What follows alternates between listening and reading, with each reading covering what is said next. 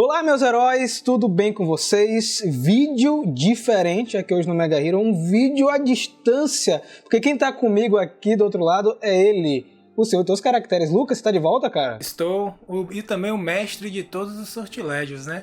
Hoje, além de nós estamos gravando aqui de maneira remota, também estou aqui, ó, finalmente os vídeos não vão sair mais desfocados quando nós voltarmos a produzirmos em loco.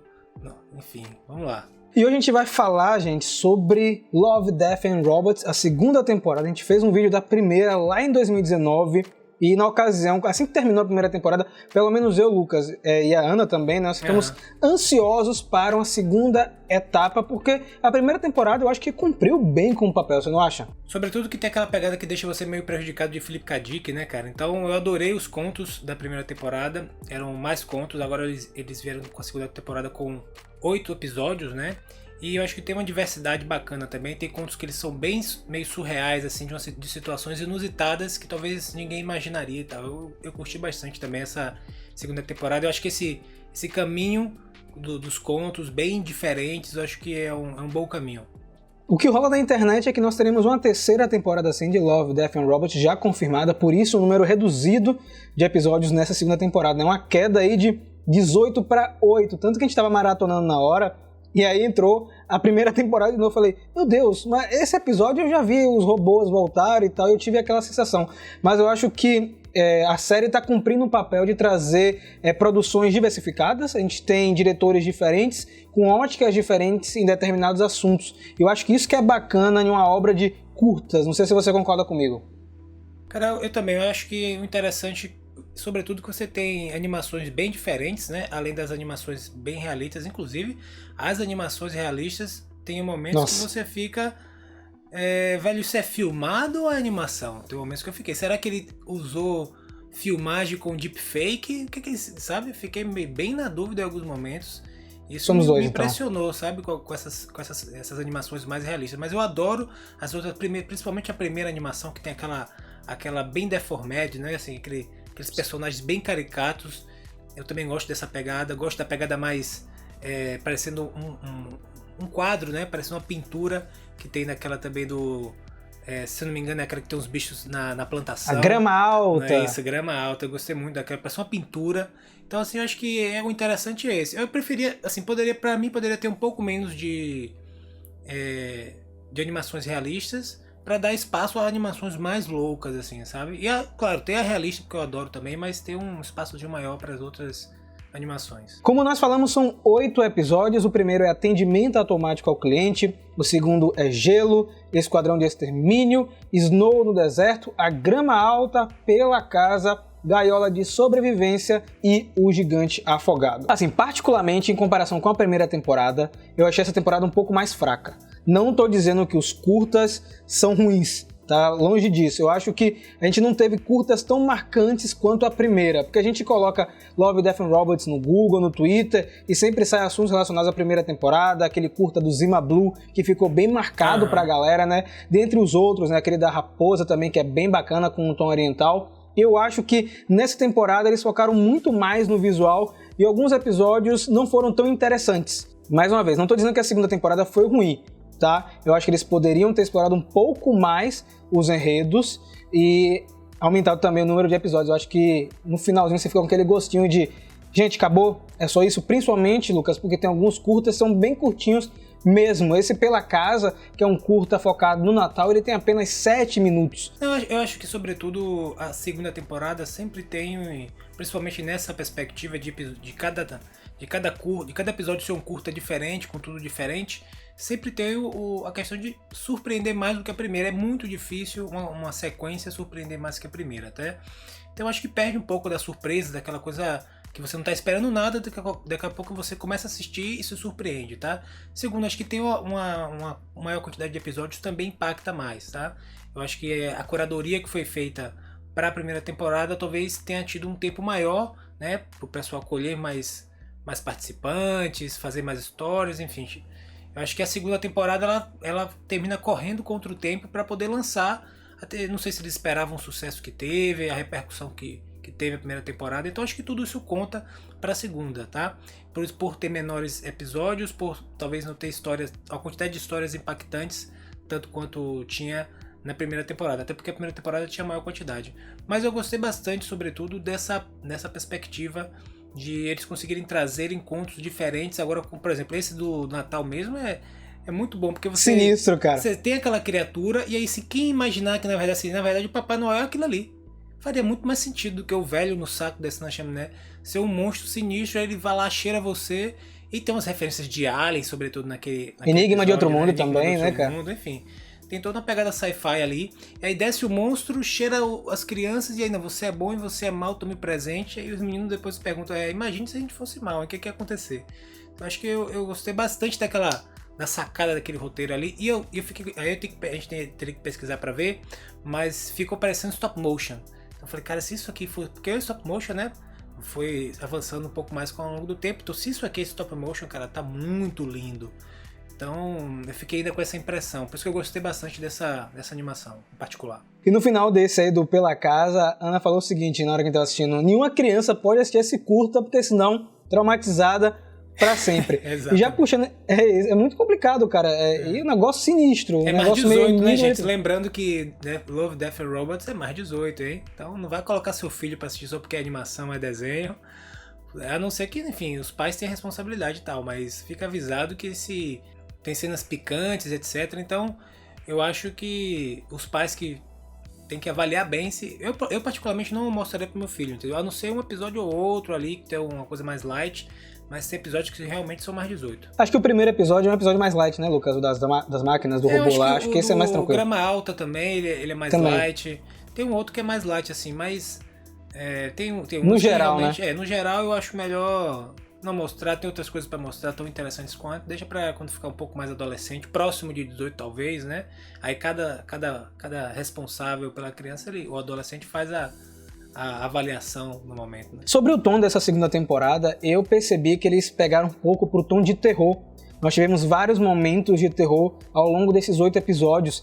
A primeira temporada foi mais diverso e eu senti, não sei se foi intencional ou se foi só percepção minha, que eles seguiam mais pra essa linha do terror, né? O primeiro episódio, que é o das máquinas, tem um tom de terror, sim. O das baleias também, né? Todo aquele mistério, aquela fuga lá no gelo. E que culmina também no episódio da Grama Alta, que ali sim a gente tem um grande terror, até de uma pegada meio Lovecraftiana.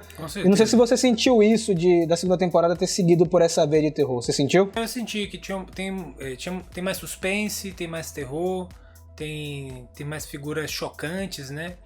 Eu acho que faz parte, talvez tenha sido essa leva mesmo, tenha sido uma coincidência, ou tenha sido um olhar de quem coordenou a produção, etc. Não sei, mas eu gostei, eu acho que não tem problema eles terem uma pegada mais terror. Eu gosto também quando faz essa mistura e quando é bem feito, né? Então, pra mim foi tranquilo. Eu gostei, não achei uma... É claro que a gente sempre pensa, né? Poderia ter um pouco mais de diversidade, mas de repente, vamos ver o que eles vão fazer no futuro, né? Se vão fazer alguma temporada temática, de repente, ou se vão fazer coisas, enfim, aleatórias, vamos ver. Assim como nós comentamos no primeiro vídeo lá da primeira temporada, vamos fazer aqui também qual o seu curta favorito da segunda temporada. Eu já vou falar que o meu foi Grama Alta. Cara, aquele tom mais de terror, né? O traço também, eu tava comentando com a Ana, parece uma pintura muito bem feito. E eu curto muito essa pegada de horror cósmico, né? O medo do desconhecido. Eu acho que eles conseguiram trazer exatamente para esse curta. E você fica com vontade, Lucas, de querer acompanhar mais daquela história, né? O que aconteceu depois? Né? Isso, o que rolou ali para aquelas criaturas bizarras aparecerem naquele local onde o trem passa. Então, para mim, assim, disparado, esse é o melhor curta. Também gostei bastante de Snow no Deserto. Esse é ótimo. Enfim, acho que esses dois foram os meus favoritos, mas assim, eu também gostei de outros. E você, cara? Eu gostei bastante. Olha, são dois, claro, realistas que me chamaram muita atenção. Primeiro que é Esquadrão de Extermínio, que em inglês é Pop Squadron, se não me engano. E Jon Snow, que é Jon on the Snow, alguma coisa do tipo. Eu gostei bastante, primeiramente que o primeiro tem uma pegada toda Blade Runner, né, cara? Então tem aquele ar de Blade Runner lindo, né? Com aqueles carros parecendo que é da década de 50, 60, só que em um futuro meio que com uma cidade destruída. E tem toda uma discussão bacana sobre a ideia de quando a humanidade chegar no nível de tecnologia ao ponto de não envelhecer mais, você simplesmente não precisa mais ter mais filhos. Até porque se você começar a ter filhos, você cria um problema populacional, porque as pessoas não morrem. Então a balança, digamos assim, social, ela fica complicada. E naquele universo chegou-se a tal ponto de as pessoas serem estranhas a crianças, imagine. Tem uma cena muito forte do protagonista, onde ele faz um ato absurdo, pelo menos aos nossos olhos, mas pra ele é como se fosse uma coisa, sabe? Então é o dia a dia, né, cara? É o dia a dia dele. daquilo ali. Mesmo assim, ele fica um pouco impactado com a situação.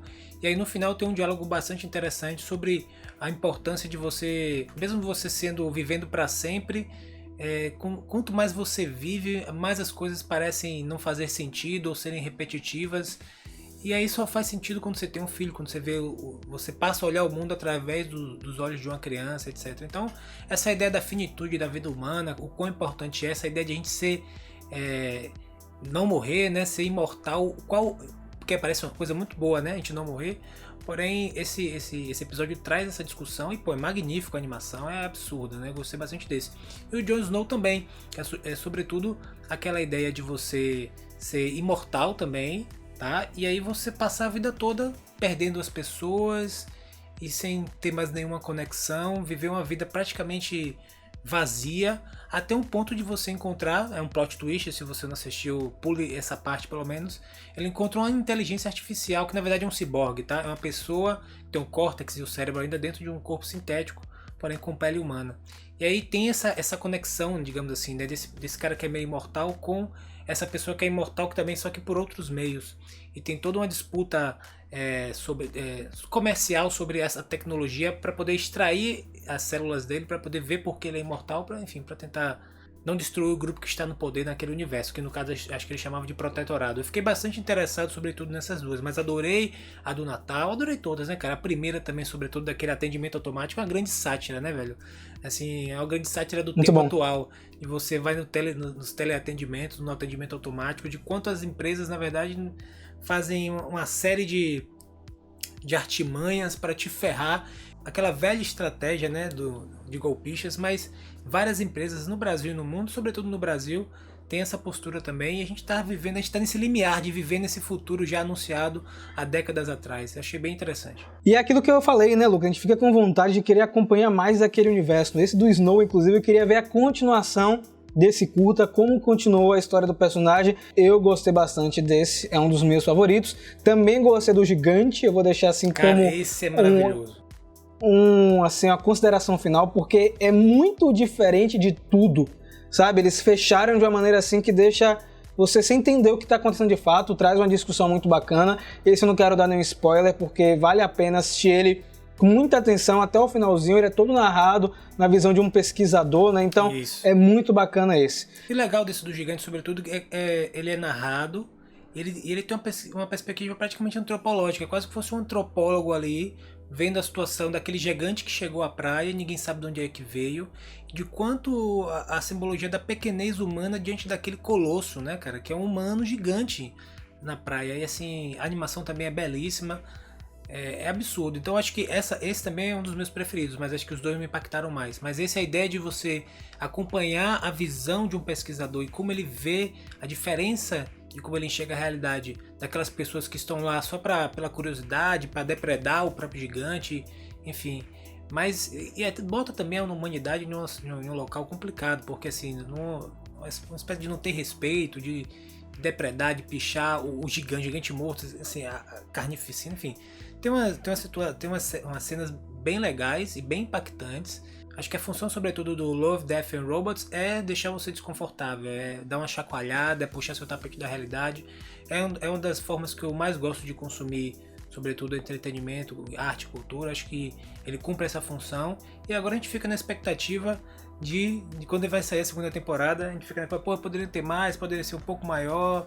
Será que eles vão lançar algum spin-off dessa temporada em algum lugar? A gente fica com essas perguntas, querendo mais, né? Exatamente. Então, fique de olho aqui no Mega Hero, porque assim que a terceira temporada sair, você sair uma segunda parte da segunda, né? Que a Netflix faz muito isso, lança 8 episódios depois, segunda parte da segunda temporada. a gente vai comentar, é claro, a gente quer saber a sua opinião, o que é que você achou da segunda temporada de Love, Death and Robots. Deixa aqui na seção de comentários com a hashtag Squad dos Heróis e também vem seguir o Mega Hero nas redes sociais, né, Lucas? Exatamente. Siga nas redes sociais, não só o Mega Hero, vai acesse também o site, viu, gente? O site tá lindaço, a Ana e o Rafa e tal, deram um tapa bacana no site, é um grande hub, tudo que a gente produz, inclusive tem um podcast que é o Heróis do Megaverso. Siga no Twitter também o nosso querido Conde Alexandre Teixeira, tá lá dando as notícias, os furos, várias pegadas insider para você ficar bem por dentro de tudo que tá acontecendo nesse universo que a gente tanto curte. Não esquece também, é claro, de terminar o vídeo, se inscrever no canal se você não está inscrito, deixar o seu gostei para impulsionar o Mega Hero, e a gente se vê muito em breve, e desperte o herói que há em você.